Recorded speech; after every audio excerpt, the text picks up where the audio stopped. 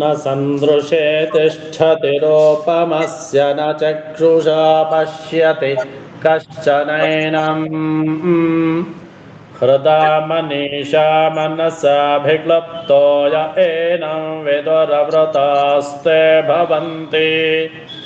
अद्भ्यः सम्भूतो हिरण्यगर्भ इत्यष्टौ एष हि देवः प्रतिशोऽनुसर्वाः पूर्वो हि जातः स उगर्भे अन्तः स विजायमानः स जनिष्यमानः प्रत्यङ्मुखास्तिष्ठति विश्वतो मुखः विश्वतश्चक्षुरुत विश्वतो मुखो विश्वतो हस्त उत विश्वतस्पात्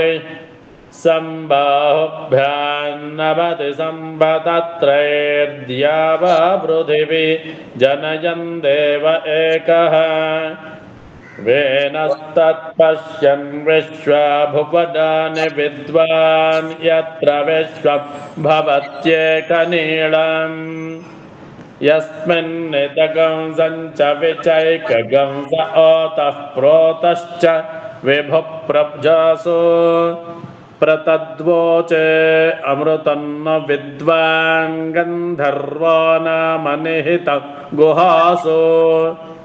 त्रीणि पदानि हिता गुहासु यस्तद्वेद स वितः पिता सते स नो बन्धुर्जनिता स विधाता धामानि वेद भुवनानि विश्वा यत्र देवा अमृतमानशानास्तृतीये धामान्यभ्यैरजन्त परिद्यावा पृथिवी यन्ति सद्यः परिलोकान् परिदेशः परिसुवः ऋतस्य तन्तं विततं विश्रुत्य तदपश्यत्तदभवत प्रजासु परेत्य लोकान् परेत्य भूतानि परेत्य सर्वाः प्रदिशो दिशश्च प्रजापतिः प्रथमजारतस्यात्मनात्मानमभिसम्बभूव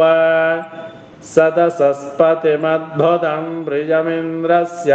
काम्यं सनिं मेधामयाशिषम्